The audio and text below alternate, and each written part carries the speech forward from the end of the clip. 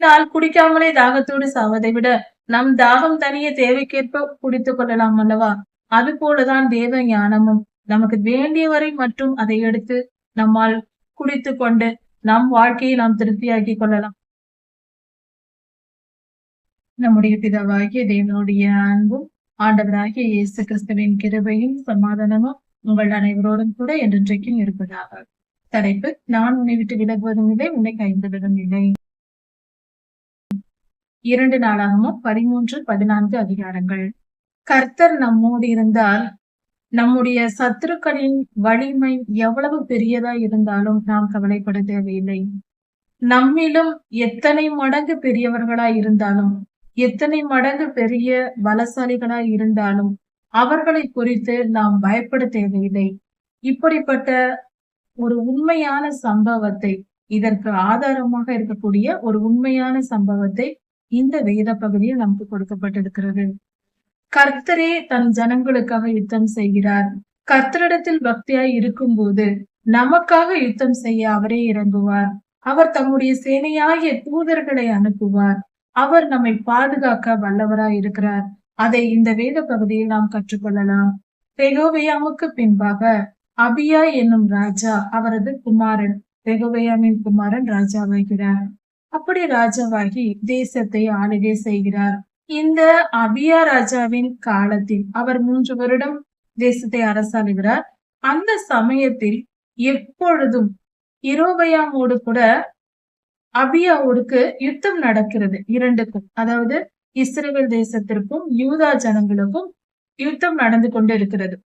இப்படி ரெகோபெயாம் கர்த்தருடைய வழிகளில் நடந்து கர்த்தருக்கு பிரியமானபடி தேவாலயத்தில் பலிகளை செலுத்தி லேவியர்களை அங்கு ஆசாரிய பணிக்கென்று நியமித்து தேவாலய முறைப்படி நியாயப்பிரமாணத்தின்படி கட்டளைகளின்படி அவர் நடந்து கொண்டிருக்கிறார். அந்த சமயத்தில் இஸ்ரவேல் தேசத்தில், இது யூதா தேசத்தில் இப்படி நடக்கிறது, அபியா ராஜாவின் தலைமையில் இப்படி நடந்து கொண்டிருக்கிறது. அதே சமயத்தில் இஸ்ரவேல் தேசத்தில் 10 கோத்திரங்கள் இவர்கள் இருக்கிறார்கள். அவர்கள் ஒரு கோத்திரம்தான். 10 கோத்திரத்தோடு இருக்கிற இவர்கள் கர்த்தரை விட்டு வழி விலகி விக்கிரக ஆராதனைக்கு அவர்கள் இடம் கொடுத்து வாழ்கிறார்கள். எந்த மனிதனாய் இருந்தாலும் லேவியராய் இருக்க வேண்டும் என்று அவசியமில்லை. ஒரு காளையோ அல்லது 7 ஆட்டு கடாக்களையோ கொண்டு வந்தால் யாராயிருந்தாலும் அவர்கள் ஆசாரியராகலாம். எதை வேண்டுமானாலும் அவர்கள் வணங்கலாம். கர்த்தரையே தொழுது கொள்ள வேண்டும் என்கிற கட்டாயம் இல்லை. இப்படிதான் இஸ்ரவேல் தேசம் வழி தப்பி திரிந்து கொண்டிருந்தது. அந்த தேசத்தில் ஜனங்கள் இப்படி நடந்து கொண்டிருந்தார்கள். பெரும்பாலும் ஏன் ராஜா அப்படி நடந்து கொண்டார். யெரொபெயாம் மகா பொல்லாத மனிதனாய், யெரொபெயாமின் செயல்கள் மிக மிக மோசமானதாக இருந்தது. கர்த்தருக்கு பிரியமில்லாத எல்லா காரியங்களையும் செய்தார். ராஜாக்களின் புஸ்தகத்தை வாசிக்கும் போது யெரொபெயாமின் செயல்கள் முழுவதும் அங்கு கொடுக்கப்பட்டிருக்கிறது. விக்கிரக ஆராதனை, வெறும் விக்கிரக ஆராதனை மட்டுமல்ல, தோப்பு விக்கிரகங்களை வைத்து தோப்பில் இலச்சையான காரியங்களை நடப்பிப்பது, இச்சைக்கு இடம் கொடுப்பது, மகா பாவமான செயல்களை செய்வது, தேவாலயத்தை பரிசுத்த குலைச்சல் ஆக்குவது, இப்படி எல்லா வித அக்கிரம செய்கைகளையும், அருவருக்கத்தக்க, கர்த்தர் அருவருக்கிற எல்லா காரியங்களையும் செய்து வந்த மோசமான ராஜாவாக யெரொபெயாம் இருந்திருக்கிறார். யெரொபெயாம் சாலமோன் ராஜாவின் நாட்களில் சாலமோன் ராஜாவோடு கூட இருந்த ஒரு வேலையாளாய் இருக்கிறார். யெரொபெயாம் அரண்மனையில் இருந்த வேலையாளவர். அவர் ராஜாவாகிறார் இஸ்ரவேல் தேசத்தின் மேல் ரெகோபெயாமுக்கு பின்பாக. இப்படி இவர்கள் இருவருக்கும் யுத்தம் நடந்து கொண்டிருக்கிறது. யெரொபெயாமின் பாவங்கள் மகா பெரிதா இருக்கிறது. ஆனால் ரெகோபெயாமுக்கு இருவரும் யுத்தம் செய்கிறார்கள். இந்த நிலையில் ரெகோபெயாமிடம் 4 லட்சம் ஜனங்கள் இவர்கள் யுத்தத்திற்கு ஆயத்தமாய் இருக்கிறார்கள். யுத்தத்திற்கு ஆயத்தப்படுத்துகிறார் ரெகோபெயாம். ஆனால் யெரொபெயாமோ, இவர்கள் 10 கோத்திரத்தார் அல்லவா, இவர்கள் 8 லட்சம் பேரை ஆயத்தப்படுத்தி வைத்திருக்கிறார்கள் யுத்தத்திற்கு ரெகோபெயாமுடன் போக. அப்படி என்றால் கர்த்தர் யூதாவின் ராஜா அபியா 4 லட்சம் ஜனங்களை அவர் யுத்தத்திற்கு ஆயத்தப்படுத்தி வைத்திருக்கிறார். ஆனால் யெரொபெயாமோ 8 லட்சம் பேரை, 2 மடங்கு ஜனங்களை யுத்தத்திற்கு ஆயத்தப்படுத்தி வைத்திருக்கிறார். போர் வீரர்களை ஆயத்தப்படுத்தி வைத்திருக்கிறார். இப்படி இவர்கள் யுத்தம் செய்ய ஆயத்தமாய் இருக்கிறார்கள். இந்த சமயத்தில் ஒரு காரியம் நடக்கிறது. அதாவது அபியா, யூதாவின் ராஜாவாகிய அபியா, அவர் எப்ராயிம் மலை தேசத்தில் உள்ள ஒரு மலையின் மேல் ஏறி, செமாராயிம் என்கிற ஒரு மலையின் மேல் ஏறி அங்கு நின்று கொண்டு இஸ்ரவேல் ஜனங்களை நோக்கி பேசுகிறார். அவர் பேசுகிற காரியம் என்ன என்பது மிக மிக முக்கியமானது. அவர் இப்ராஹிம் தேசத்தோடு இஸ்ரவேலோடு பேசவில்லை, நம்முடன் பேசுவதாக நாம் நினைத்துக் கொள்ளலாம். அந்த அளவுக்கு அது மிக தெளிவான ஒரு நல்ல போதனையாக இருக்கிறது. அதாவது அவர் என்ன பேசுகிறார் அபியா என்றால், இஸ்ரவேல் ஜனங்களே, நீங்கள் யாரை பின்பற்றி போகிறீர்கள்? யெரொபெயாம் உங்களை மிகவும் பாவம் செய்ய பண்ணுகிறார். தேசத்தை தாவீதின் வம்சத்தில் நான் ஒப்பு கொடுத்தேன் என்று கர்த்தர் சொல்லி இருக்கிறார். தாவீதின் வம்சமே தேசத்தை ஆளுகை செய்ய வேண்டும் என்று கர்த்தர் சொல்லி இருக்க, நீங்கள் யெரொபெயாமை பின்பற்றி போவதென்ன என்று அபியா கேட்கிறார். யெரொபெயாமோ உங்களை வழி தப்ப பண்ணி பொன் கன்று குட்டிகள் உங்கள் மத்தியில் இருந்து நீங்கள் அவைகளுக்கு ஆராதனை செய்து கொண்டிருக்கும் போது உங்களுக்கு எப்படி வெற்றி கிடைக்கும்? நீங்கள் அநேகம் பேரா இருந்தாலும் கர்த்தர் உங்களோடு இராவிட்டால் எப்படி உங்களுக்கு வெற்றி கிடைக்கும்? யெரொபெயாமின் பேச்சை கேட்டு நீங்கள் வீணாக போய்விடாதீர்கள். நீங்கள் செய்கிற பாவம் கர்த்தருக்கு விரோதமானது. கர்த்தர் எங்களோடு இருக்கிறாரே. எருசலேமில் ஆசாரிய பணி, லேவியர்களில் நியமிக்கப்பட்ட ஆசாரியர்கள் எருசலேமில் நியாயப்பிரமாணத்தின்படி கர்த்தருடைய கட்டளைகளின்படி பலி செலுத்தப்பட்டு ஆராதனை அங்கு நடக்கிறது. கர்த்தர் எங்களோடு இருக்கிறார். அப்படி இருக்க நீங்கள் எங்களோடு யுத்தம் செய்ய வர வேண்டியது என்ன? நீங்கள், அதாவது அபியாவின் கூற்று என்னவென்றால், இஸ்ரவேல் தேசம் பாழாய் கிடக்கிறது. அவர்கள் பொன் கன்றுக்குட்டிகளை வைத்தார்கள், பொல்லாத பாவங்களை செய்கிறார்கள், கர்த்தரை மறந்து போனார்கள், விக்கிரக ஆராதனைக்கும் இச்சையான காரியங்களுக்கும் பொன் பொருள் போன்ற பொருள்களின் மேலுள்ள இச்சைகளுக்கும் இடம் கொடுத்து அவர்கள் கீழ்ப்படியாமையினால் கர்த்தரை விட்டு பின்வாங்கி போனார்கள். இப்படி இருக்க நீங்கள் எங்களை வெற்றி கொள்வது எப்படி? அதனால் யெரொபெயாமின் பேச்சை கேளாதிருங்கள், நீங்கள் இப்படி செய்யக்கூடாது என்று மிக தெளிவாக அபியா மலையிலிருந்து பேசுகிறார். கர்த்தருடைய உடன்படிக்கையை நீங்கள் தள்ளி போட்டீர்களே என்று சொல்லுகிறார். கர்த்தர் உங்களோடு நம்முடன் பண்ணியிருக்கிற உடன்படிக்கை என்ன? அவரை விட்டு நாம் விலகாமல் இருக்கும்போது அவரும் நம்மை விட்டு விலகாமல் காப்பார் என்பதே. அப்படி இருக்க நீங்கள் கர்த்தருடைய உடன்படிக்கையை மறந்து போனால் கர்த்தர் உங்களோடு இருக்க மாட்டார். எங்களோடு கர்த்தர் இருக்கிறார், நாங்கள் கர்த்தருடைய வழிகளில் நடக்கிறோம் என்று மிக தெளிவாக அபியா பேசுகிறார். இப்படி எவ்வளவு சொல்லியும் அவர்கள் கேட்கவில்லை, யுத்தத்திற்கு வந்தார்கள். இந்த நிலையில் அபியா அவர்களோடு யுத்தம் செய்தார். அப்படி இதில் ஒரு காரியம் என்னவென்றால், இப்படி அந்த செமாராயிம் மலையில் அபியா பேசிக் கொண்டு இருக்கும் பொழுதே யெரொபெயாம் தன் சேனையோடு முன்னாடி நிற்கிறார். அபியாவுக்கு முன்பாக நின்று கொண்டிருந்த யெரொபெயாம் தன்னுடைய சேனை, இஸ்ரவேலின் ராஜா என்ன செய்கிறார்? அந்த ஜனங்களை அபியாவுக்கு பின்பாக அவருடைய சேனைக்கு, இவர்கள் முன்னாடி நின்று கொண்டு இருக்கும் பொழுதே ஒரு கூட்ட படை சேனையை, போர் வீரர்களை அபியாவுக்கு பின்பாக வர வைக்கிறார்கள். முன்னாக நின்று அவர்கள் இந்த பக்கம் பார்த்து பேசிக் கொண்டிருக்கும் போது அபியாவின் முதுகு பக்கமாக அந்த ஜனங்கள், அதாவது போர் வீரர்களுக்கு பின்பாக அப்படி வரும்படி செய்கிறார்கள். எப்படியாவது இவர்களை அழித்து விட வேண்டும் என்று முன்னாக நின்று அவர்கள் சொல்வதை கேட்பது போல கேட்டுக்கொண்டு ஒரு கூட்ட ஜனங்களை பின்னாக வரவழைத்து அங்கிருந்து சண்டை போட வைக்கிறார். இந்த பக்கத்திலிருந்தும் சண்டை, அந்த பக்கத்திலிருந்தும், இரண்டு பக்கமும் பெருங்கூட்ட ஜனங்கள் தாக்கும் போது 8 லட்சம் ஜனங்கள் 2 பக்கம் இருந்து தாக்கும் பொழுது முன்னும் பின்னும் 4 லட்சம் ஜனங்கள் என்ன செய்வார்கள்? இதுதான் யெரொபெயாமின் திட்டம். இப்படியாக யெரொபெயாம் செய்ய, ஆனால் இப்படி யுத்தம் நடப்பதை அபியா, ஜனங்களை எதிரில் நின்று பேசிக் கொண்டிருந்த அபியா பின்னாக ஜனங்கள் வந்திருப்பதும் தன்னுடைய சேனையின் ஜனங்கள் அவர்களோடு யுத்தம் செய்வதையும் பார்த்து கர்த்தரை நோக்கி கூப்பிடுகிறார்கள். ஐயோ ஆண்டவரே, எங்களை காப்பாற்றும் என்று கர்த்தரை நோக்கி கூப்பிடுகிறார்கள். பூரிகைகளை ஊதுகிறார்கள். பூரிகைகள் ஊதுவது என்பது கர்த்தரை நினைப்பூட்டுவதற்கு, கர்த்தரை அழைப்பதற்கு சமமானது. அப்படி அவர்கள், யூதர்கள் பூரிகைகளை ஊதுகிறார்கள். அப்படி செய்ததும் கர்த்தர் இறங்கி வந்தார். இறங்கி வந்து இந்த 4 லட்சம் பேரும் சேர்ந்து இஸ்ரவேலின் 5 லட்சம் பேர்களை கொன்று போட்டார்கள். மகா பெரிய சங்காரம். 8 லட்சம் பேர் யுத்தத்திற்கு வந்தார்கள், அதில் 5 லட்சம் பேர் செத்தார்கள். இது எவ்வளவு பெரிய, மிகப்பெரிய ஒரு காரியமா இருக்கிறது. கர்த்தர் தன் ஜனங்களை காப்பாற்றினார். அபியாவின் தலைமையில் இருந்த யூத ஜனங்களின் பாதுகாவலை கர்த்தர் பாதுகாத்தார். அவர்களை பாதுகாத்தார். ஏனென்றால் அபியா பேசும்போது ஒரு வார்த்தை சொன்னார். என்னவென்றால், நாங்கள் கர்த்தருடைய காவலை காக்கிறோம், தேவாலய பணி செய்து கர்த்தருடைய காவலை காத்து கொண்டிருக்கிறோம் என்று அவர்கள் சொன்னார்கள்.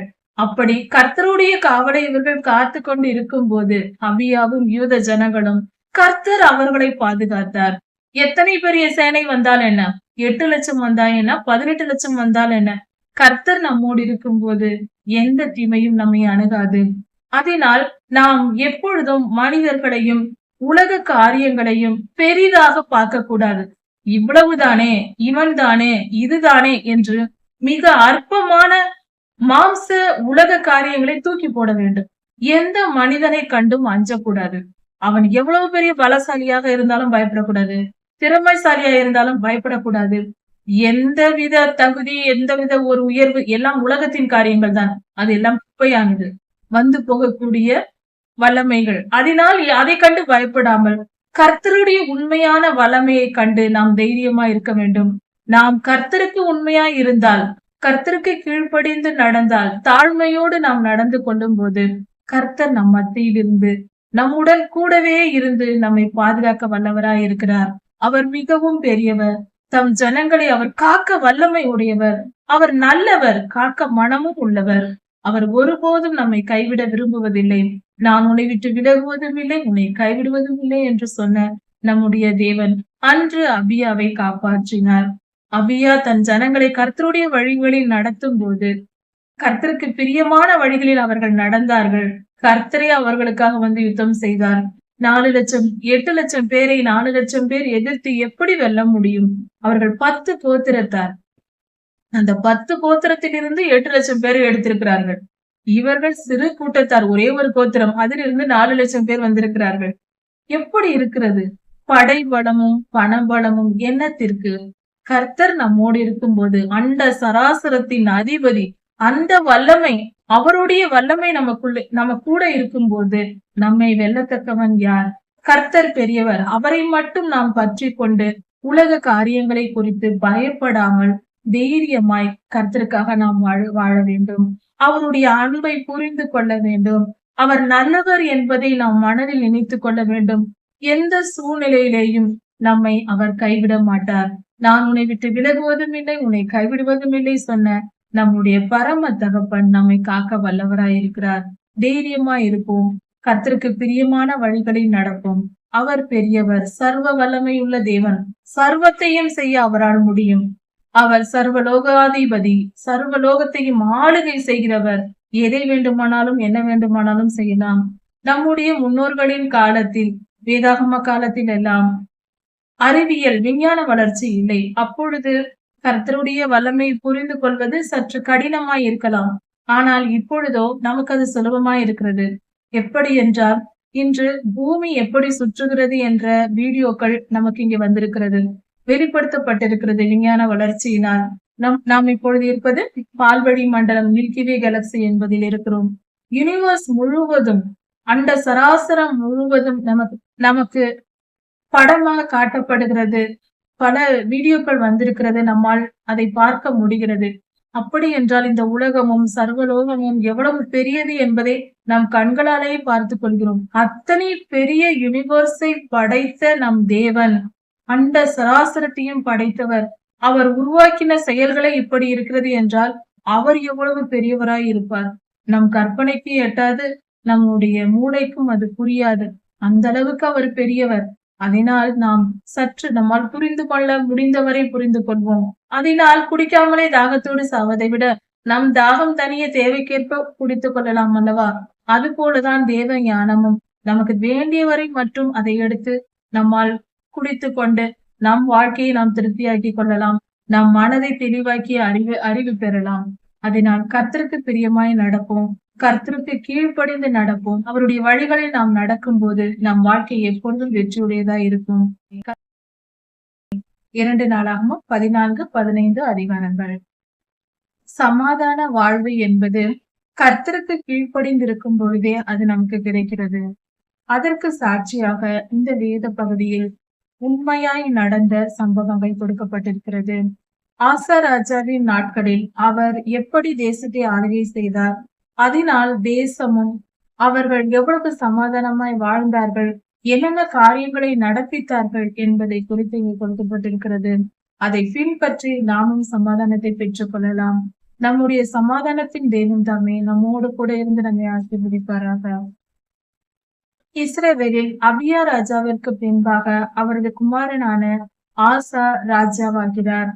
ஆசா ராஜா கர்த்தருடைய வழிகளில் தேசத்தை ஆளுகை செய்கிறார். அப்படி செய்யும் பொழுது தேசம் மிகவும் சமாதானமாய் இருக்கிறது. அவருடைய காலத்தில் 10 வருடங்கள் மிக சமாதானத்துடன் தேசம் இருந்தது. அந்த காலத்தில் அலங்கங்கள், கோபுரங்கள், வாசல்கள் இவைகளை எல்லாம் ஆசா ராஜா கட்டினார். தாழ்பாள்களையும் அந்த வாசல் கதவுகளில் தாழ்பாள், அதாவது இது வீட்டை குறித்து சொல்லப்படுவதல்ல, ஒரு பட்டணத்தை சுற்றிலும் ராஜ்யபாரம் செய்கிற தேசத்தை சுற்றிலும், அந்த தேசத்தில் உள்ள பட்டணம், தேசம் முழுவதும் அல்ல, ஒரு பட்டணத்தை சுற்றிலும் அலங்கங்கள் என்றால் காம்பவுண்ட் சுவர், அதை எழுப்பி கதவு போட்டு அதை தாழ்பால் போட்டு மிகவும் பாதுகாப்பாக வைப்பார்கள். எதிரிகள் உள்ளே நுழையாதபடிக்கு பாதுகாப்பார்கள். அப்படி அது போன்ற மதில் சுவர் கட்டிய பின்பு அதன் அருகே மிக உயர்ந்த கோபுரங்களை கட்டுவார்கள். கோபுரங்கள் என்றால் அதன் மேல் ஏறி உயரத்தில் ஒருவர் உட்கார்ந்து தூரத்தில் வருகிறவர்களை பார்ப்பார்கள். அதாவது இன்றைய செல்போன் டவர் போல அது மிக உயரத்தில் இருக்கும். இப்போது செல்போன் டவர் இருக்கிறது, கேமரா டவர் இருக்கிறது, மேலே கேமரா வைத்திருப்பார்கள். அது போல அன்று மனிதர்களே மேலே நின்று கொண்டிருப்பார்கள். தூரத்திலிருந்து ஏதாவது எதிரிகள் வந்தால், யார் வந்தாலும் அவர்கள் கவனித்து பார்த்து கொள்வார்கள். இப்படியாக அந்த அமைப்பு பாதுகாப்பான காரியங்கள் ஏற்படுத்தப்பட்டிருந்தது. இந்த காரியங்களை எல்லாம் ஆசா ராஜா செய்தார். இது கர்த்தருடைய ஆசீர்வாதமா இருக்கிறது. தேசத்தில் யுத்தம் இல்லை, எல்லா இடத்திலும் சமாதானமா இருக்கும் பொழுது அதிலிருந்து தேசத்திலிருந்து வருகிற வருமானத்தை இப்படிப்பட்ட காரியங்களை எல்லாம் செய்து கொண்டிருந்தார் ஆசா ராஜா. இந்த சமயத்தில் எத்தியோப்பிய ராஜாவாகிய சேரா 10 லட்சம் யுத்த வீரர்களோடு மராசே மட்டும் வருகிறார். மராசே என்கிற அந்த இடம் வரைக்கும் வருகிறார். அவர் யுத்தத்திற்காக வருகிறார். அதாவது எத்தியோப்பிய ராஜா யூதாவின் மேல் யுத்தம் செய்ய வருகிறார். யூதாவின் ராஜாவாக அப்பொழுது ஆசா ஆளுகை செய்து கொண்டிருக்கிறார். இந்த சமயத்தில் அவர் யுத்தத்திற்கு வருகிறார். அப்பொழுது ஆசா ராஜா இவர் எதிர்த்து யுத்தத்திற்கு போகிறார். அவர் போகும் பொழுது கர்த்தரிடத்தில் ஒரு ஜெபம் செய்கிறார். அது என்னவென்றால், ஆசா செய்த ஜெபம் மிக ஞானமானது, மிக அற்புதமானது. நாமும் நம் வாழ்க்கையை கற்றுக்கொள்ள வேண்டியதா இருக்கிறது. பலமுள்ள ஒரு மனிதனுக்காவது, பலசாலியான ஒரு மனிதனுக்காவது, பலவீனமாய் இருக்கிற ஒரு மனிதனுக்காவது, யாருக்காக இருந்தாலும் உதவி செய்வது கர்த்தருக்கு லேசான காரியம் என்று சொல்லுகிறார். மிக லேசான காரியம். ஒரு மனிதன் பலசாலியாய் இருந்தால் என்ன, பலவீனனாய் இருந்தால் என்ன, கர்த்தாவே நீர் உமக்கு சுலபமான காரியம், நீர் எங்களுக்கு உதவி செய்வது மிக மிக சுலபம், நீர் மகா பெரியவர், நாங்கள் அற்பமானவர்கள் என்று தன்னை தாழ்த்தி கர்த்தரை உயர்த்தி கர்த்தருக்கு பிரியமான வழிகளில் ஆசா ராஜா ஜெபம் செய்கிறார். இது அற்புதமான ஜெபமாய் இருக்கிறது. இப்படி ஜெபம் செய்து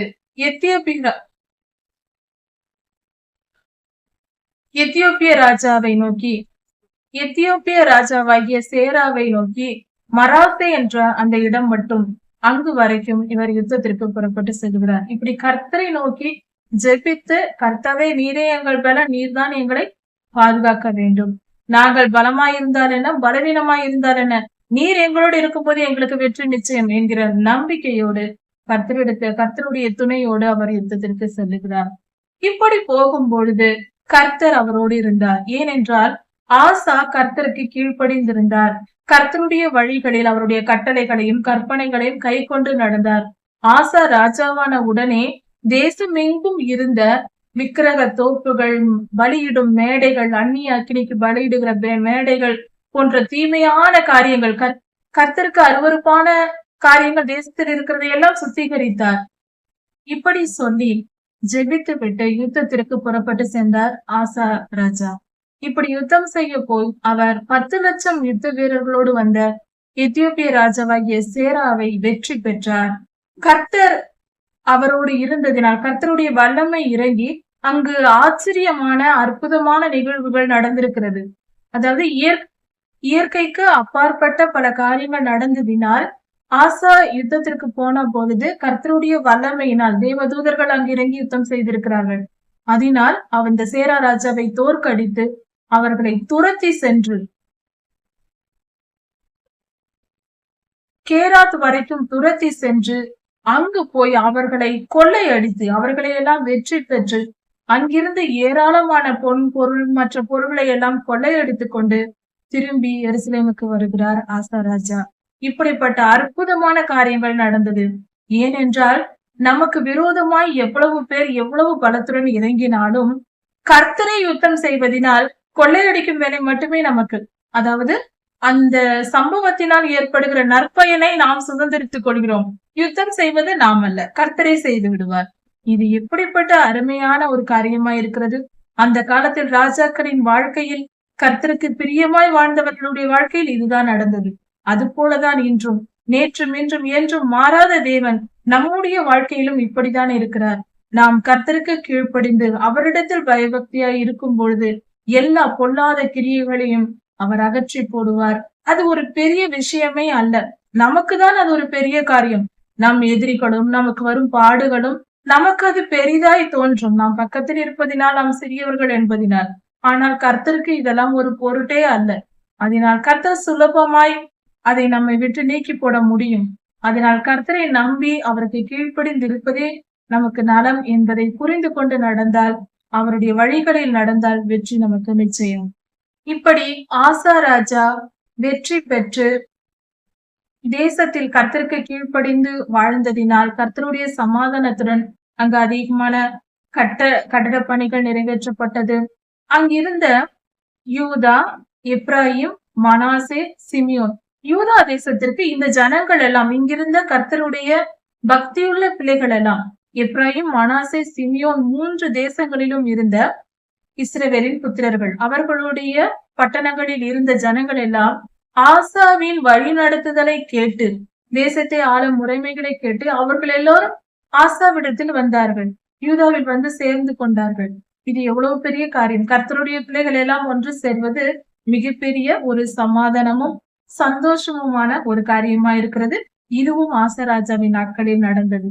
இப்படி இருக்க அசரியா என்னும் ஒரு தீர்க்கதரிசியை கர்த்தர் அனுப்பினார். அப்படி அனுப்பி அசரியா தீர்க்கதரிசனம் சொல்லுகிறார், நீங்கள் கர்த்தரோடு இருந்தால் கர்த்தர் உங்களோடு இருப்பார், நீங்கள் கர்த்தரை விட்டு விலகினீர்களானால் கர்த்தர் உங்களை விட்டு விலகுவார் என்று. நீங்கள் கர்த்தருக்கு கீழ்ப்படிந்திருங்கள், இப்பொழுது போல எப்பொழுதும் கர்த்தரோடு இருந்து அவரை முழுமையாய் பற்றி கொண்டு அவரை எப்பொழுதும் பற்றி கொண்டு நீங்கள் நிலைத்திருங்கள் என்று தீர்க்கதரிசி அனுப்பி கர்த்தர் பேசினார். அதே போல அந்த வார்த்தைகளை அசரியா தீர்க்கதரிசி ஆசா ராஜாவிடம் சொன்னார். இதன் பின்பாக ஆசா ராஜா ஆசாவின் தாயாகிய மாகாள், அவர் பாவமான காரியங்களை, கர்த்தருக்கு விரோதமான காரியங்களை செயல்பட்டவர். அப்படி தேசத்தை பாழாக்கி வைத்திருந்தார். அந்த ஆசாவின் தாய் செய்து வைத்திருந்த விக்கிரகங்களை எல்லாம் எடுத்து சுட்டரித்து கிதரோன் ஆற்றில் போட்டார் ஆசா ராஜா. அதன் பின்பு தேசத்தில் இருக்கிற தன் தாய் ஏற்படுத்திய எல்லா மேடைகளையும் அகற்றி சுத்திகரித்து போட்டார், எரித்து அழித்து போட்டார். இப்படியாக காரியங்கள் நடந்தது. தன் தாயாகிய மாகாளையும் அவர் விலக்கி வைத்தார். அது மட்டும் அல்லாமல் தேசம் எங்கும் கர்த்தருக்கு கீழ்ப்படியாதவர்கள் கொலை செய்யப்பட வேண்டும் என்று சட்டம் போட்டார். இது எவ்வளவு பெரிய நல்ல காரியமா இருக்கிறது! மிக மிக கர்த்தருக்கு பிரியமான காரியமா இருக்கிறது. ஒரு ராஜா ஆளுகை செய்ய வேண்டிய முறை இதுதான். 10 கட்டளைகளின் கற்பனைகளையும் கை கொண்டு கர்த்தருக்கு பிரியமாய் நடக்காதவர்கள் கொலை செய்யப்பட வேண்டும் என்று ஆசா ராஜா சட்டம் போட்டார். இந்த உலக வரலாற்றிலேயே இப்படி ஒரு சட்டம் போட்ட மனிதன் ஆசா ராஜாவாக தான் இருக்க முடியும். கர்த்தருடைய வழிகளில் அவ்வளவு அழகாக ஜனங்களை நடத்த அவர் பிரியம் கொண்டார். மிகவும் சிற்றாக சட்டமே போட்டிருக்கிறார். இப்படியாக ஆசா ராஜா தன்னுடைய வழிகளில் கர்த்தருக்கு பிரியமாய் நேராக நடந்து அவருடைய கர்த்தருடைய ஆசீர்வாதத்தை பெற்றுக்கொண்டு தேசத்தின் ஜனங்களையும் நல்வழியில் நடத்தி அருமையான கர்த்தருக்கு பிரியமான மனிதனாய் இருந்தார். அவருடைய கடைசி காலத்தில் சில தவறுகளை செய்தார். ஆனால் பெரும்பாலும் சுமார் 30 வருடங்கள் வரைக்கும் 35 வருடங்கள் வரைக்கும் தேசத்தில் சமாதானம் இருந்தது. ஆசாராஜாவின் நாட்களில் அவர் கர்த்தருக்கு கீழ்ப்படிந்து இருக்கும் வரைக்கும். அதன் பின்பு அவர் சில பாவங்களை செய்ய தொடங்கினார். அதாவது எத்தனை நல்ல ராஜாக்கள் வந்து கர்த்தருக்கு பிரியமான வழிகளில் நடந்தாலும் ஒரு பெரிய ஒரு தீமையாக ஒரு காரியம் நடக்கிறது. அது என்னவென்றால் இதை பெண்கள் வெட்கப்படும்படியாக இதை சொல்ல வேண்டும். அதாவது பெண்கள் திருமணம் செய்து கொள்ள போகிற பெண்கள் சிலர் பொல்லாத மனிதர்களாய் இருக்கும் பொழுது அந்த குடும்பத்தையும் அந்த ஒரு ராஜ்யத்தையே கூட வீழ்த்தி விடுகிறார்கள். பெண்கள் நற்காரியங்களை செய்யவும் வல்லமை உள்ளவர்களாகவும் தீமை செய்யவும் வல்லமை உள்ளவர்களாகவும் இருக்கிறார்கள் என்பது வேதனைக்குரியது. அநேக தீமையான காரியங்களை செய்கிற பெண்கள் வேதாகமத்தில் உண்டு. இந்த இடத்தில் மாகாள், எஸ்தபேல் போன்ற பலர் இருக்கிறார்கள். இப்படியெல்லாம் செய்திருக்கிறார்கள். அதனால் பெண்கள் இந்த காரியத்தில் ஜாக்கிரதையுடன் இருக்க வேண்டும். சுயநலத்திற்காகவோ மற்ற எந்த காரியத்திற்காகவோ கர்த்தருக்கு பிரியமாய் நடப்பதை விட்டு பாவத்தின் வழியில் செல்லக்கூடாது. கர்த்தருக்கு விரோதமான செயல்களில் ஈடுபடக்கூடாது. கர்த்தருடைய ஊழியர்களுக்கு உதவி செய்ய வேண்டுமே தவிர தீமை செய்யக்கூடாது. வார்த்தையினாலும் செயலினாலும் கர்த்தருக்கு பிரியமாய் நடக்க பெண்கள் எல்லோரும் முயற்சி செய்ய வேண்டும். பெண்கள் எச்சரிக்கையா இருக்க வேண்டும். பல ராஜாக்களை பாவத்தில் செலுத்திய மகா பாவமான காரியங்கள் பெண்களே செய்திருக்கிறார்கள்.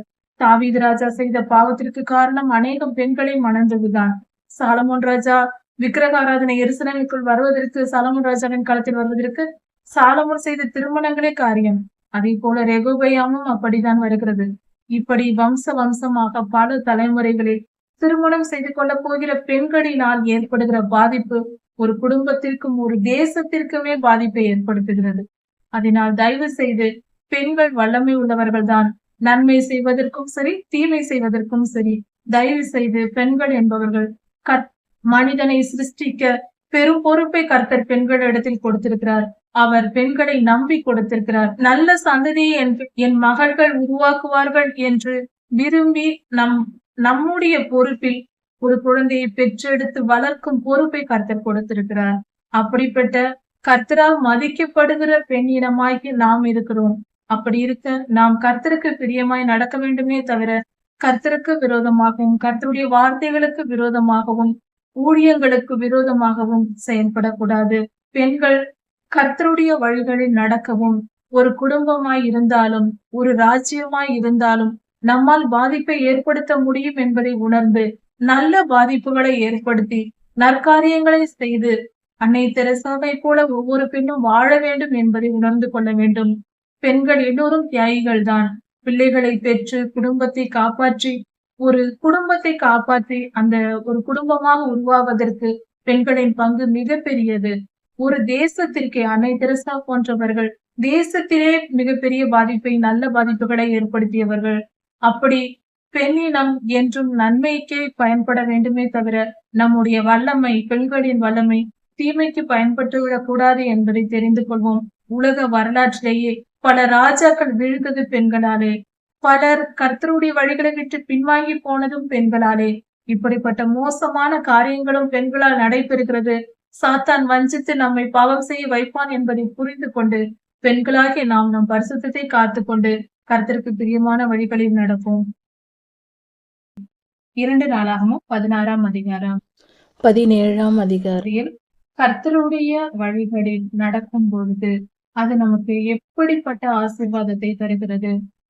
தம்மை பற்றிய உத்தம இருதயத்தோடு இருப்பவர்களுக்கு கர்த்தருடைய கண்கள் நன்மை செய்வதற்கு எப்பொழுதும் பூமி எங்கும் உலாவிக் கொண்டிருக்கிறது என்று கர்த்தர் சொல்லுகிறார். அதாவது அவரை பற்றின உத்தம இருதயத்தோடு நாம் இருந்து அவரையே நாம் சார்ந்து கொள்ளும் பொழுது கர்த்தர் தான் எனக்கு முக்கியம், அவர் என்னை பார்த்து கொள்வார் என்று விசுவாசத்தோடு அவரை நம்பி காத்திருப்பவர்களை காப்பாற்றும்படியாக அவருடைய கண்கள் எங்கும் சுற்றி திரிகிறது என்று வேதம் சொல்கிறது. அதை பற்றி அதற்கு சாட்சியாக இந்த வேத பகுதிகளை நாம் பார்க்கலாம். ஆசா ராஜாவின் தன்னுடைய 36வது அரசாட்சியின் காலத்தில் யூதாவின் ராஜா ஆசா இஸ்ரவேலின் ராஜா பாஷா. அந்த பாஷா ராஜா யூதாவுக்கு விரோதமாக ராமாவை கட்டி வந்தார். அந்த எல்லையில் ராமாவை கட்டினார். இப்படி கட்டும்போது எப்பொழுதும் ஆசாவின் வழக்கம் என்னவென்றால், ஏற்கனவே எத்தியோப்பியா ராஜா யுத்தத்திற்கு வந்தபொழுது கூட அவர் என்ன செய்தார்? கர்த்தரை நோக்கி விண்ணப்பம் பண்ணினார். அவர் ஏற்கனவே அவர் செய்திருந்த காரியங்கள் எல்லாம் கர்த்தரை நோக்கி ஜெபிப்பார். என பலமுள்ளவனாயிருந்தாலும் பலவீனமாயிருந்தாலும் நீரே எங்களை காக்க வேண்டும் என்று, அது உமக்கு லேசான காரியம் என்று சொல்லி ஜெபித்த ஆசா இந்த காலகட்டத்தில் 36வது தன்னுடைய அரசாட்சியின் காலத்தில் ஒரு தவறை செய்தார். கர்த்தரை சார்ந்து கொள்ளவில்லை. கர்த்தரை விசுவாசித்து ஜெபிக்காமல் இவர் சீரிய ராஜாவுக்கு செய்தி அனுப்புகிறார். ஆசா ராஜா சீரிய ராஜாவுக்கு செய்தி அனுப்பி, அதாவது அவர் என்ன செய்கிறார்? தன்னிடத்தில் உள்ள அரண்மனையில் உள்ள பொக்கிஷங்களையும் எருசலேமின் தேவாலயத்தில் இருக்கிற பொக்கிஷங்களையும் எடுத்து சீரிய ராஜாவாகிய பெனாதாத்துக்கு கொடுத்து, இதை எடுத்துக்கொண்டு போய் ராஜாவுக்கு இவைகளை எல்லாம் கொடுத்து அனுப்பி, எனக்கு விரோதமாக பாஷா ராஜா ராமாவை கட்டுவதை நிறுத்த சொல்லும். உமக்கும், அதாவது உன்னுடைய பெனாதாத்தை நோக்கி ஆசா ராஜா சொல்லுகிறார், உமக்கும் பாஷா ராஜாவுக்கும் உடன்படிக்கை இருக்கிறதே, அதை நீக்கி போடும். இந்த பணத்தையும் பொன்னையும் பொருளையும் வாங்கிக் கொள்ளும் என்று சொல்லுகிறார். இதை கேட்டதும் சீரிய ராஜாவாகிய பெனாதாத் அதை ஒப்புக்கொண்டு அங்கு போய் பாஷாவுக்கு விரோதமாக நேராக ஆசா யுத்தத்துக்கு போகாமல் பணத்தை கொடுத்து சீரிய ராஜாவை அனுப்புகிறார். அந்த சீரிய ராஜா போய் ராமா கட்டுவதை நிறுத்துவதற்காக பாஷாவோடு யுத்தம் செய்கிறார். அந்த சீரிய ராஜாவாகிய பெனாதாத் ஈயோனையும் தானையும் ஆபேல் மாயிமையும் நப்தலியின் பண்டக சாலைகளையும் எல்லாவற்றையும் அழித்து போட்டு அதை நாசம் பண்ணினார். இப்படி இவர் யுத்தத்திற்கு போய் அங்கிருக்கிற இந்த இடங்களையும் பண்டசாலைகளையும் அழித்து போட்டதை கண்ட பாஷா ராஜா மீண்டும் எல்லாவற்றையும் அழித்து போட்டுவிடக் கூடாது என்பதற்காக பெனாதாத் ராஜாவுக்கு, சீரிய ராஜாவுக்கு பயந்து அவர் ராமாவை கட்டுவதை விட்டுவிட்டார். இப்படி அப்படியே எல்லாவற்றையும் போட்டுவிட்டு போய்விட்டார்கள் இஸ்ரவேலின் ராஜா. அந்த சமயத்தில் ஆசா ராஜா அந்த ராமாவிற்கு போய் யூதாவின் ஜனங்கள் எல்லோரையும் கூட்டிக் கொண்டு போய் அங்கிருக்கிற கற்களை எல்லாம் எடுத்துக்கொண்டு யூதாவுக்கு கொண்டு வந்து அதை வைத்து கேபா மிஸ்வா என்ற 2 இடங்களை பட்டணங்களை கட்டுகிறார். அந்த கற்களை பயன்படுத்தி 2 பட்டணங்களையே கட்டுகிறார். அந்த அளவுக்கு அங்கு பெரும் கட்டடங்கள், அதாவது கட்டிட கற்கள் இருந்தது. இப்படியாக நடந்து முடிந்தது. அப்பொழுது தீர்க்கதரிசியாகிய அனானி என்பவருக்கு கர்த்தருடைய வார்த்தை உண்டானது. நீ போய் ஆசாவிடம் பேசு. நீ யுத்தத்திற்கு புறப்பட்டு எத்தியோப்பியரும் லூபியரும் மகா சேனையாய் உன்னிடத்தில் வந்து யுத்தத்திற்கு வரும்போது நீ என்னை நோக்கி கூப்பிட்டாய். நான் உனக்காக வந்து யுத்தம் செய்து உனக்கு வெற்றியை தந்தேன். ஆனால் இப்பொழுதோ நீ பாஷாவுக்கு விரோதமாக யுத்தத்திற்கு சீரிய ராஜாவை கூலி கொடுத்து அனுப்பினாய். என்னை நீ சார்ந்திராமல் நீ இப்படி அந்நியனோடு, அதாவது சீரிய ராஜாவை சார்ந்திருந்ததினால் தவறு செய்தாய். தம்மை பற்றிய உத்தம இதயத்தோடு இருப்பவர்களுக்கு பூமி எங்கும் கர்த்தருடைய கண்கள் நன்மை செய்வதற்கு சுற்றி திரிகிறது. அதை நீ புரிந்து கொள்ளாமல் இப்படி செய்ததென்ன? அதனால் நீ கர்த்தருக்கு கோபம் மூட்டினாய் என்று சொல்லப்பட்டது. இப்படி ஆசா ராஜாவுக்கு வந்தது. அது மட்டும் அல்லாமல் ஆசா ராஜா தேசத்தில் இந்த தீர்க்க தரிசனம் சொன்ன அந்த தீர்க்கதரிசியாகிய அனானியையும் ராஜா பிடித்து சிறையில் அடைத்தார். அது மட்டும் இல்லாமல் அங்கு வேறு சிலரையும் கொடுமைப்படுத்தி வந்தார் இந்த ஆசா ராஜா. அதன் பின்பு பல தவறுகள் செய்ய ஆரம்பித்தார். அதன் பின்பாக ஆசா ராஜாவின் கால்களில் வியாதி வந்தது. அதனால் ஆசா ராஜா மரித்தார். இப்படி ஆசா ராஜாவின் காலத்தை பார்க்கும் பொழுது 35 வருடங்கள் வரைக்கும் கர்த்தருக்கு கீழ்ப்படிந்து கர்த்தரிடத்தில் பயபக்தியோடு தேசத்தை அரசாண்டு நல்வழிகளில் நடத்தினார். அதன் பின்பாக பொன்னும் பொருளும் தன்னுடைய அந்தஸ்து பெருகியதும் தன் பொக்கிஷங்களை பெரிதாக நினைக்க தொடங்கிவிட்டார். தன்னுடைய பணம் பொருள் அதாவது மனிதனை எந்தெந்த காரியங்கள் வீழ்த்துகிறது என்பதை இந்த ராஜாக்களின் வம்ச வரலாறுகளை படிக்கும் பொழுது நாம் தெரிந்து கொள்ளலாம். அதாவது ஒரு ராஜா பெண்களின் மோகத்தினால், தவறான திருமணங்கள் செய்து கொள்வதினால், தவறான பெண்கள், கர்த்தருக்கு விரோதமாய் செயல்படுகிற பெண்களை தெரிந்து கொண்டு எசபேலை போன்ற பெண்களை திருமணம் செய்வதினால் ஆகாப் ராஜா போன்றவர்கள் வீழ்ந்து போகிறார்கள். சிலர் கர்த்தருடைய ஆசீர்வாதத்தினாலேயே அதை சரியாக பயன்படுத்தாமல் தவறாக பயன்படுத்தி விழுந்து போகிறார்கள். அதாவது உதாரணத்துக்கு சொல்ல வேண்டும் என்றால், இந்த ஆசா ராஜா தன்னுடைய அந்தஸ்து, தன்னுடைய பணம் பொருள் எல்லாம் பெருகிவிட்டது. இவர் கர்த்தர் எங்கும் சமாதானத்தை கொடுத்தார். அதனால் பணம் எல்லாம் சேகரிக்கப்பட்டு பட்டணங்களை கட்டினார், கோபுரங்களை கட்டினார், மதில்களை எழுப்பினார். மிகப்பெரிய செல்வ செழிப்பாக தேசம் மாற தொடங்கியது. அப்படி என்றால் அரண்மனையின் பொக்கிஷங்களும் பெரிதாய் வளர்ந்தது. கர்த்தருடைய ஆலயத்தில் இருந்த பொக்கிஷங்களும் வளர்ந்தது. இப்படி பொன் பொருள் என்று பணம் பெருகியதும், சொத்துகள் பெருகியதும், பதவி பெருகியதும், தன்னுடைய அந்தஸ்து உயர்ந்ததும், அந்த அந்தஸ்தே அந்த மனிதனை விழத்தள்ள பண்ணியது. கர்த்தரை விட்டு பின்வாங்கி போவதற்கு இதுவே காரணமாய் இருந்திருக்கிறது. கர்த்தரை சார்ந்திருக்கவில்லை. அதனால் அந்த காரியம் அவருக்கு பாவமாயிற்று.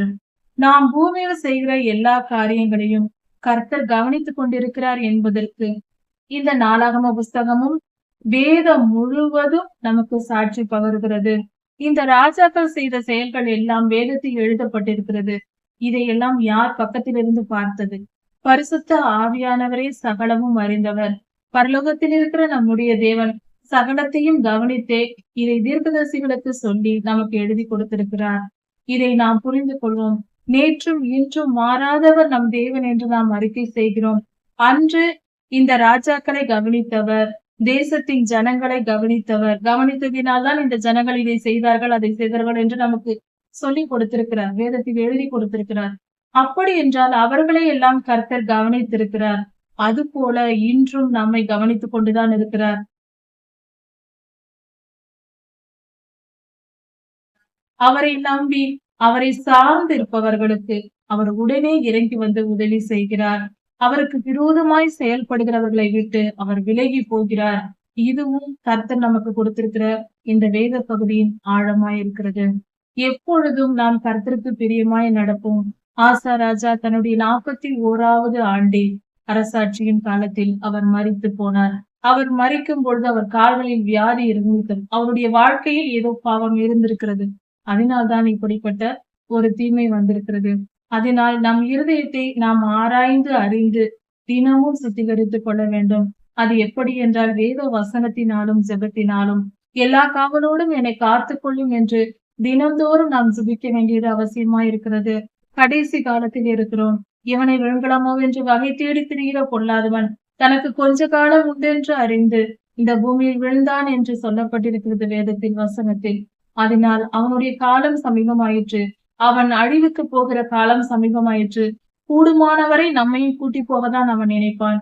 பொல்லாத சத்ருவாகிய சாத்தானை எதிர்த்து நாம் யுத்தம் செய்து பாவத்திற்கு இடம் கொடுக்காமல் வாழ வேண்டும். அதுதான் விரோதமாக நாம் செய்கிற யுத்தம் என்றால் அது பாவத்துக்கு விரோதமாய் செய்வது.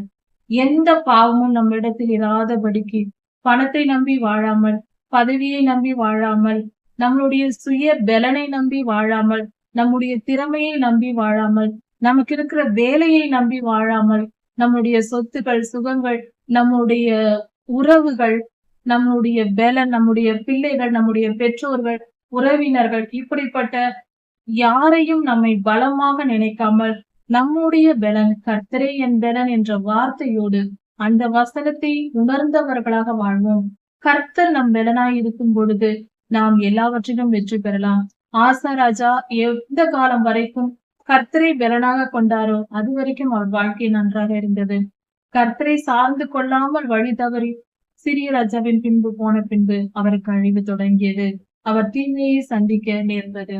அதனால் எந்த காலத்திலும் பெருமைக்கும் தீமைக்கும் இடம் கொடுக்காமல், பதவி அந்தஸ்தை நினைத்து பார்க்காமல் கர்த்தருக்கு பிரியமாய் நடப்போம். கர்த்தர் பெரியவர், அவர் மிகவும் நல்லவர். அவருடைய வழிகளில் நடந்து அவரை சார்ந்து நம்மை நாம் பலப்படுத்திக் கொள்வோம். எல்லா பொல்லாப்புக்கும் எல்லா தீங்குக்கும் நம்மை காத்துக் கொள்வோம். இதற்கு பின்பாக 41 வருட அரசாட்சிக்கு பின்பாக ஆசா ராஜா மரணம் அடைந்தார். அதன் பின்பு அவரது குமாரனான யோசபாத் ராஜாவானார். யோசபாத் ராஜாவாகி யூதாவின் மேல் ராஜாவாகி அவர் கர்த்தருக்கு பிரியமான வழிகளில் நடந்து கொண்டார். அவருடைய வழிகளில் நடந்து அவருக்கு கீழ்ப்படிந்து கர்த்தரிடத்தில் பயபக்தியாய் இருந்தார். அவர் தேசம் எங்கும் சுற்றிலும் இருக்கிறதா யூதா தேசம் எங்கும் பல ஜனங்களை தெரிந்து கொண்டு தீர்க்கதரிசிகளையும் ஆசாரியர்களையும் கர்த்தரிடத்தில் பணிவிடை செய்கிற வேதம் அறிந்த ஜனங்களையும் சுவிசேஷகராக முதல் பழைய ஏற்பாட்டு காலத்திலேயே சுவிசேஷம் அறிவிக்க கர்த்தருடைய வேத புத்தகத்தை வைத்துக் கொண்டு, அந்த காலத்தில் ஆகமங்கள் 5 இருந்தது வேத புத்தகமாக. அந்த 5 ஆகமங்களையும் வேத புத்தகத்தை வைத்துக் கொண்டு தேசத்தில் இருக்கிற ஜனங்களுக்கெல்லாம் கர்த்தருடைய வார்த்தைகளை உபதேசிக்கும்படி யோசபாத் அனுப்பினார். இப்படி கர்த்தருக்கு ஊழியம் செய்த ராஜாவாக யோசபாத் இருக்கிறார். அது மட்டுமல்ல, தேசம் எங்கும் சமாதானம் இருந்தது. யோசபாத் கர்த்தரை தேடினதினால் அவரை சுற்றிலும் இருந்த தேசங்களில் எல்லாம் பயங்கரம் உண்டானது. யோசபாத்துக்கு விரோதமாய் யாருமே எழும்பவில்லை. அந்த அளவுக்கு கர்த்தர் அவர்களை அடக்கி வைத்தார். யோசபாத் சமாதானமாக தேசத்தை அரசாண்டார். நற்கிரியைகளை செய்தார். கர்த்தருக்கு பிரியமாய் நடந்து கொண்டார்.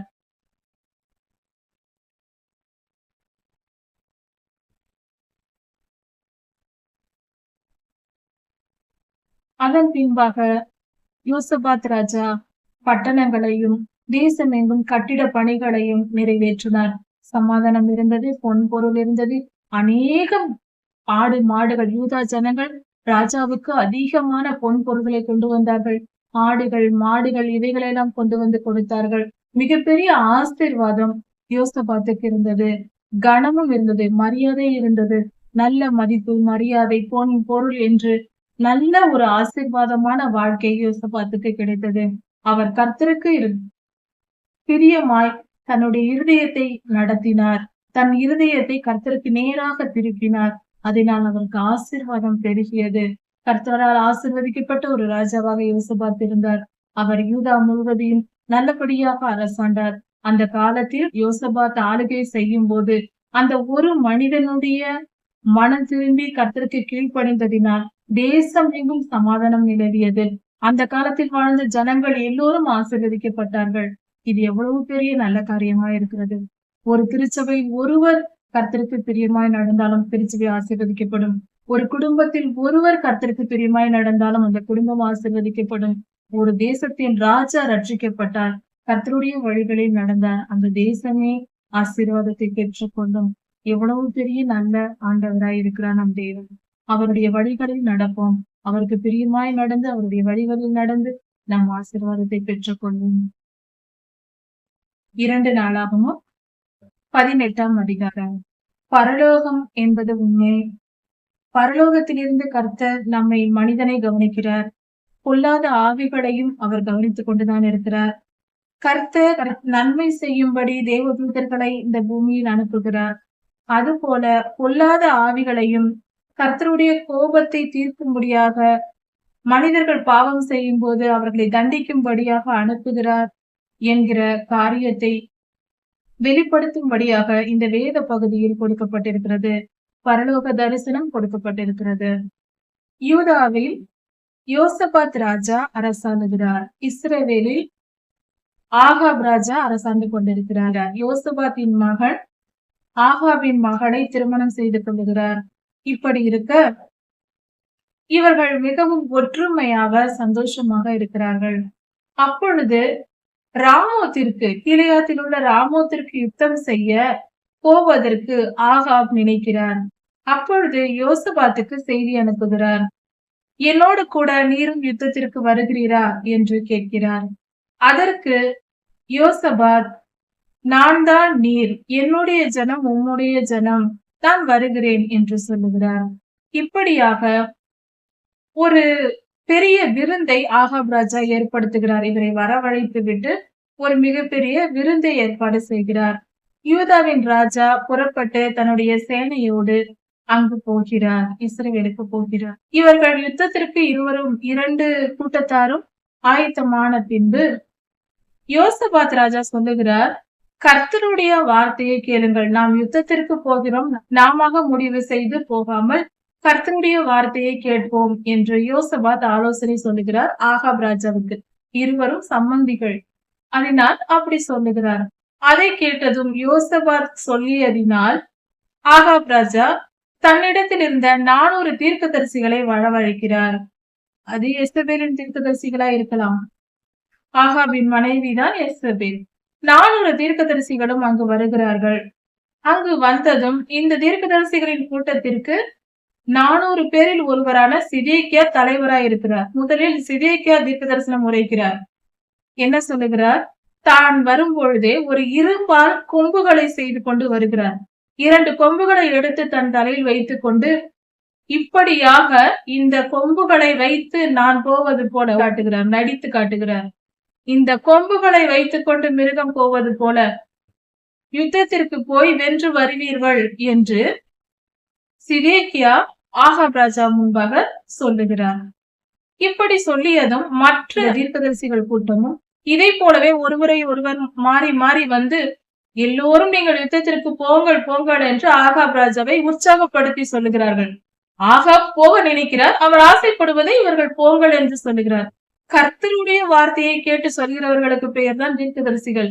இந்த 400 தீர்க்கதரிசிகளும் கர்த்தருடைய தீர்க்கதரிசிகளே அல்ல. ஏனென்றால் இவர்கள் பொய்யை சொல்லிக் கொண்டிருக்கிறார்கள். கர்த்தரிடத்தில் எந்த விஷயத்தையும் கேட்கவும் இல்லை, பெறவும் இல்லை. அவர்கள் சொல்லியது பொய், அது மட்டும் உண்மை. இப்படியாக அவர்கள் செய்து கொண்டிருக்கிறார்கள். இந்த நிலையில் இருக்கும் பொழுது யோசபாத் இதை கவனித்துக் கொண்டே இருக்கிறார் பக்கத்தில் இருந்து. அப்பொழுது எல்லோரும் ஒரே விதமாக எல்லோரும் போகலாம் என்று சொல்லுகிறார்கள். வேறு ஒரு வார்த்தை மாறி வரவில்லை. யோசபாத்திற்கு இதில் ஏதோ பொய் இருக்கிறது என்று தோன்றி இருக்குமோ என்னமோ. அதனால் அவர் சொல்கிறார், வேறு யாரும் தீர்க்கதரிசிகள் இல்லையா என்று சொல்லுகிறார். கேட்கிறார் ஆகாபின் இடத்தில். அதற்கு ஆகாப் ராஜா, இன்னொரு தீர்க்கதரிசி ஒருவர் இருக்கிறார், ஆனால் அவர் என்னை குறித்து எப்பொழுதும் தீமையாகவே சொல்லுவார், நல்ல விதமாக பேசவே மாட்டார், தீமையாகவே சொல்வார். என்னை குறித்து எப்பொழுதும் தீமையாகவே அந்த தீர்க்கதரிசி சொல்லுவார் என்று சொல்கிறார். சொல்லிவிட்டு அந்த அந்த அந்த தீர்க்கதரிசியையும் அழைத்து கேட்கலாமே, அப்படியெல்லாம் சொல்லாதிருங்கள், அவரையும் கூப்பிட்டு கேட்கலாம் என்று அவர்களையும் அழைத்து கேட்கலாம் என்று யோசபாத் சொல்லுகிறார். உடனே யோசபாத்தின் சொல்லுக்கு மரியாதை கொடுத்து ஆகாப் ராஜா மிகாயா தீர்க்கதரிசியை அழைத்து வரும்படி சொல்லுகிறார். அங்கு மிகாயா தீர்க்கதரிசி உடனே அழைத்து வரப்படுகிறார். இவர்கள் 2 ராஜாக்களும் ராஜவஸ்திரம் தரித்தவர்களாய் ஒளிமுக வாசலில் அமர்ந்திருக்கிறார்கள். அந்த மற்ற 400 பேர்களில் மீதி இருந்தவர்கள் எல்லாம் ஒரே விதமாக தீர்க்க தரிசனம் சொல்லிக் கொண்டிருக்கிறார்கள். பொய்யை மற்ற எல்லோரும் சேர்ந்து தொடர்ந்து பொய் சொல்லிக் கொண்டே இருக்கிறார்கள். மிகாயா தீர்க்கதரிசி அங்கிருந்து வருகிறார். அங்கு வந்ததும் அவரை அழைத்து வர சென்ற அந்த மனிதன், அந்த பிரதானி வீட்டிலேயே சொல்லிதான் அழைத்து வருகிறார் மிகாயாவை.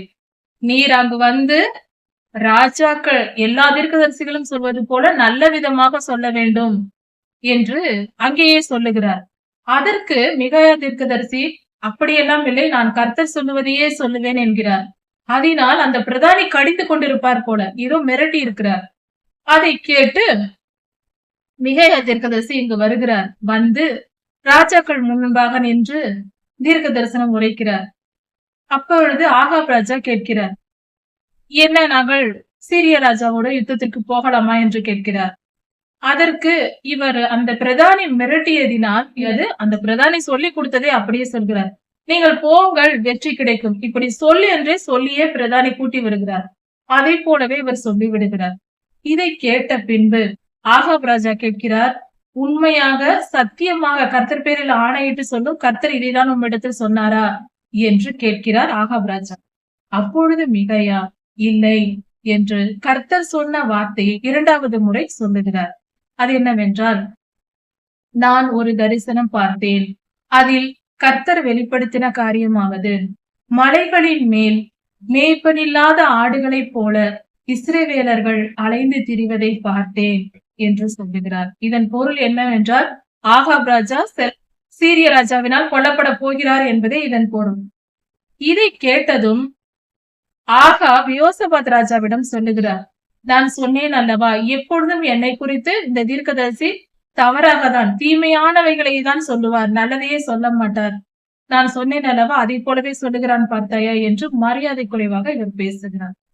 இப்படி சொன்ன பின்பு மிகாயா தீர்க்கதரிசி மீண்டுமாக சொல்லுகிறார், அந்த மேய்ப்பன் இல்லாத அந்த மந்தையை போல இருந்த அந்த ஜனக்கூட்டத்தை பார்த்து கர்த்தர் சொல்லுகிறார், சமாதானத்தோட நீங்கள் புறப்பட்டு உங்கள் வீடுகளுக்கு செல்லுங்கள் என்று சொல்லுகிறார். இதை நான் பார்த்தேன் என்று சொல்லுகிறார் மிகாயா தீர்க்கதரிசி. அடுத்ததாக இன்னொரு காரியத்தையும் சொல்லுகிறார். அதாவது சிங்காசனத்தின் மேல் சிங்காசனத்தின் மேல் கர்த்தர் அமர்ந்திருப்பதையும் அவரோடு கூட பரமசேனை எல்லாம் இருப்பதையும் நான் பார்த்தேன். அப்பொழுது கர்த்தர் கேட்கிறார், ஆகாப் சீரிய ராஜாவின் கையில் மறிக்கும்படியாக யுத்தத்திற்கு போகும்படியாக அவனுக்கு போதனை செய்கிறவன் யார் என்று கர்த்தர் கேட்டார். அதற்கு அங்கிருந்தவர்கள் ஒருவரோடு ஒருவர் பேசிக் கொண்டிருந்தார்கள். அப்பொழுது அவருக்கு முன்பாக கர்த்தருக்கு முன்பாக ஒரு பொல்லாத ஆவி வந்து நின்றது. அது, நான் போய் அவர்களுக்கு போதிப்பேன். அதாவது ஆகாப் ராஜாவின் தீர்க்கதரிசிகள் 400 பேர் இருக்கிறார்கள். அவர்களின் வாயில் போய் நான் போய் ஆகாப் ராஜாவுக்கு போதிப்பேன் என்று சொன்னது. எப்படி என்று கர்த்தர் கேட்டார். அதற்கு அந்த ஆவி, நான் போய் அவர்கள் தீர்க்கதரிசிகளின் வாயில் இருந்து பொய்யின் ஆவியாய் இருந்து அவர்களுக்கு போதிப்பேன். அவர்கள் நான் சொல்வதை சொல்லுவார்கள். அப்பொழுது ஆகாப் ராஜா போய் விழுவான் என்று நான் தரிசனம் பார்த்தேன். அந்த ஆவி அப்படி சொல்லிற்று. அப்பொழுது கர்த்தர், நீ போ என்றார். அந்த ஆவி புறப்பட்டு வந்தது என்று இந்த தரிசனத்தை மிகாயா தீர்க்கதரிசி சொல்லி முடித்தார். இதை அவர் சொல்லி முடித்ததும் அங்கிருந்த சிதேக்கியா, அதாவது அந்த 400 தீர்க்கதரிசிகளில் ஒருவன், பொய் சொல்லுகிற ஒரு பொல்லாத மனுஷன், ஏற்கனவே அவர்தான் இரும்பு கொம்புகளை வைத்துக் கொண்டு நீர் போம் என்று பொய் தீர்க்க தரிசனம் சொன்ன ஆள், அப்படிப்பட்டவர் வந்து நேராக வந்து மிகாயா தீர்க்கதரிசியின் கன்னத்தில் அறைந்து, எந்த வழியாய் கர்த்தரிடத்திலிருந்த வந்த ஆவி எங்களை விட்டு உன்னிடத்தில் வந்தது என்று கேட்டார். அதன் பொருள் என்னவென்றால், எங்களுக்குள்ளா பொய்யின் ஆவி இருக்கிறது, உனக்குள் தான் பொய்யின் ஆவி இருக்கிறது, அது எப்பொழுது உன்னிடத்தில் வந்தது என்று கோபமாக கேட்கிறார். கன்னத்தில் அறைந்து அந்த தீர்க்கதரிசி கேட்கிறார். இதை கேட்டதும் மிகாயா தீர்க்கதரிசி பதில் சொல்லுகிறார், நீ ஒளித்துக் கொள்ள உள்ளறையில் பதுங்கும் போது அந்த நாளில் அதை காண்பாய் என்று சொல்லுகிறார். அப்படி என்றால் உனக்கு வரப்போகிறது துன்பம், அப்பொழுது நீ தெரிந்து கொள்வாய் என்று சொல்லுகிறார்.